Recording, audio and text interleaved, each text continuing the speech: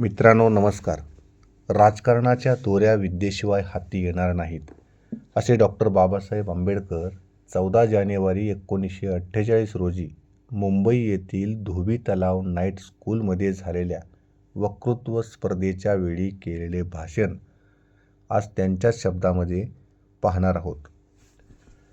प्रिय मित्र हो, आज जो वक्तृत्व चढाओढीचा समारंभ झाला त्यात ज्यांनी ज्यांनी भाग घेतला त्यांच्या व माझ्या विचारात बराच फरक होईल असे मला वाटते.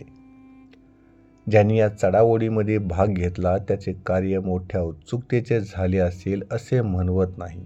तथापि आपले वक्तृत्व फार उत्कृष्ट झाले नाही म्हणून निरुत्साही होण्याचे कारणही नाही. हा तुमचा पहिला प्रसंग असेल.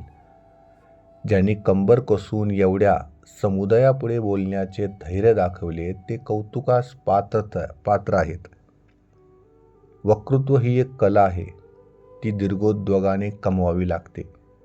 काही जणांना ती उपजतही येत असेल. महाराष्ट्रात नामदार गोखले हे पट्ट्याचे वक्ते होते, याबद्दल कोणीही शंका घेणार नाही. कोल्हापूरच्या राजाराम कॉलेजात नामदार गोखले हे प्रोफेसर म्हणून काम करीत होते. त्यावेळी कोणीतरी पाहुण्याचे व्याख्यान त्या कॉलेजमध्ये झाले त्या पाहुण्याचे आभार मानण्याचे काम त्या गोखल्यांकडे सोपविले होते. नामदार गोखल्यांनी आपले भाषण लिहून काढले होते. एवढेच नव्हे तर पाठही केले होते. पण त्यावेळी कोणीतरी खून केली आणि नामदार गोखले अतिशय गोंधळून गेले आणि 1-2 मिनिटात सभागृहाच्या बाहेर पडले. या गोष्टीमुळे त्यांना अद्दल घडून आली. मॅकेले नावाच्या ग्रंथकर्त्याची पुस्तके नामदार गोखलेंनी अगदी मुखोद्गत करण्याचा सपाटाच चालविला. सर्वच्या सर्व मॅकेले त्यांना अगदी तोंडपाठ होता. मुंबईचे सर मेथा हे सुद्धा प्रसिद्ध वक्ते म्हणून गणले जातात. ते आपली भाषणे लिहून तोंडपाठ करीत असत. त्यांच्या हॉलच्या सर्व बाजूला आरसे असत. भाषण करताना आपले आविर्भाव त्या आरशात पाहत असत. एवढेच नव्हे तर आपल्या मिशा, आपले केस आणि आपले हातवारे कसे दिसतात हे त्या आरशाच्या हॉलमध्ये ते पाहत असत. सध्या मिस्टर चर्चिलना हाऊस ऑफ कॉमन्समध्ये इंग्रजी भाषेवर मोठे प्रभुत्व असलेला असे मानतात. ते देखील हाऊस ऑफ कॉमन्समध्ये जाण्या अगोदर आपले भाषण लिहून नेतात. चर्चिल आयत्यावेळी बोलणारा वक्ता नव्हे. प्रेक्षकांकडून उद्गारवाचक शब्द निघावेत, आपल्याला कुशाग्रती गणण्यात यावे यासाठी तो शेलके वाक्यप्रचार आपल्या स्टिक कफावर लिहून नेत असतो. कोणी विरोध केलास तर चर्चिल भाषणात रंगतो हे मिस विल्सनला माहीत होते. तेव्हा मजूर पक्षाने त्याच्या भाषणाला विरोध करून त्यास रंगण्याची संधी द्यावयाची नाही असे ठरविले. त्यावेळी मात्र चर्चिलचे भाषण अगदी निष्प्रभ ठरले. तेव्हा तुम्ही देखील निराश होण्याचे काही कारण नाही. लोकसत्ताक राज्य असलेल्या युगात उत्कृष्ट वक्तृत्वाची फार आवश्यकता आहे. जो शत्रूची देखील आपल्या प्रभावी वक्तृत्वाने मने वळवून घेतो तोच महापुरुष होय. ही कला अवगत होण्यासाठी अविरत श्रम केले पाहिजेत. मी देखील प्रथमतः भेदरट होतो. एल्फिस्टन कॉलेजमध्ये मी जेव्हा प्रोफेसर होतो त्यावेळी विद्यार्थ्यांपुढे भाषण करताना माझे मन द्विधा होई.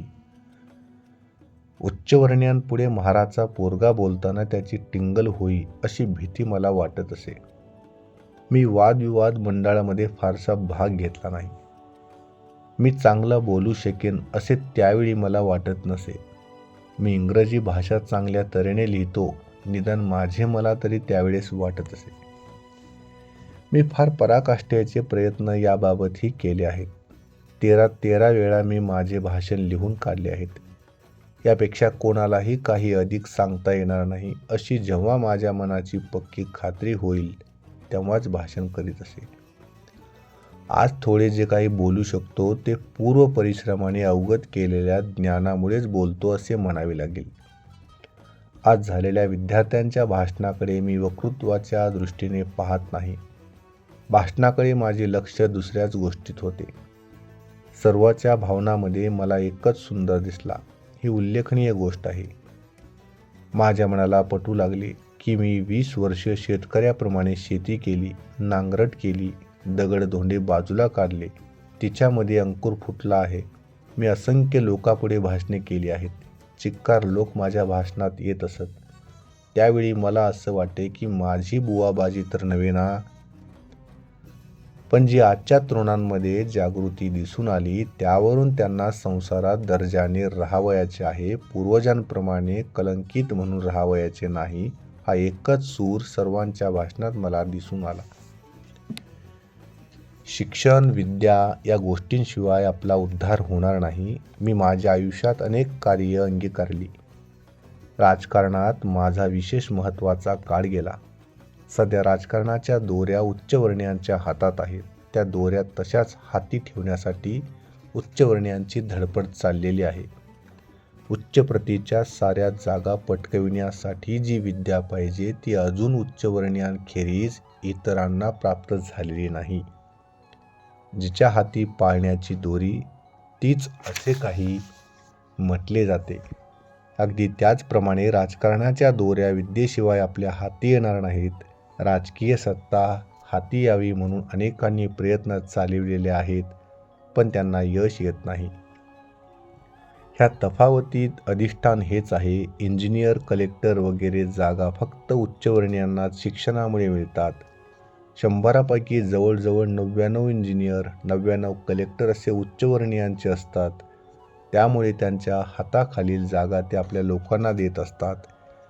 ह्या नाईट स्कूलचा फायदा तुम्हाला फक्त कारकून होण्यासाठी होणार नसून त्यामुळे तुम्ही मानाच्या जागा देखील काबीज करण्यासाठी आहे. रात्रीच्या शाळेचा प्रयत्न स्तुत्य आहे. या शाळेला मला जे जे सहाय्य देता येईल ते मी जरूर देईन.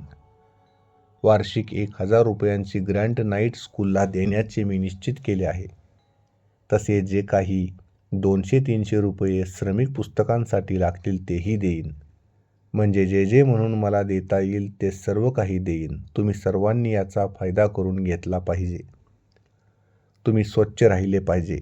मला येथे काही झकपक कपडे घातलेले विद्यार्थी दिसले. कुठल्याशा आर्टिकलमध्ये त्या अंकात जे आर्टिकल महार व महाराष्ट्र समग्र छापले आहे, महारांच्या झकपक पोशाखाबद्दल लिहिले आहे. ती वस्तुस्थिती नसून स्तुती आहे. एक नूर आदमी व 10 नूर कपडा अशी म्हण आहे. बाहेर पडताना तुमचा पोशाख स्वच्छ पाहिजे. कपडा पाहूनच तुमच्याबद्दल प्रथम आदर वाटला पाहिजे. माझा बराचसा पैसा कपड्यावर जातो. माझे शर्ट, पॅन्ट नि कॉलर किती आहेत याचा मला देखील अंदाज नाही. एवढे खरे की माझे कपडे डझनानी भरतील. त्याचा इतका कंटाळा आला आहे की वाटते एक दिवस त्या सर्वांचा लिलाव करावा.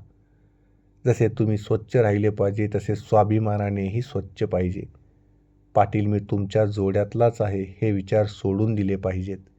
मरण बरे पण अपमर्द सहन करणार नाही असे तुम्ही म्हटले पाहिजे. तुम्ही भरपूर वाचन केले पाहिजे. रोज एक अर्धे पुस्तक संपविण्याचा सराव तुम्ही केला पाहिजे. आपली नवी इमारत झाली पाहिजे. 1000-2000 विद्यार्थ्यांची सोय होईल असे काही करता येईल. दिवसभर काम करून रात्री 8 ते 10 पर्यंत तुम्ही शिक्षण घेता हे भूषणावह आहे. तुम्हास मी यशप्राप्ती चिंतितो. धन्यवाद.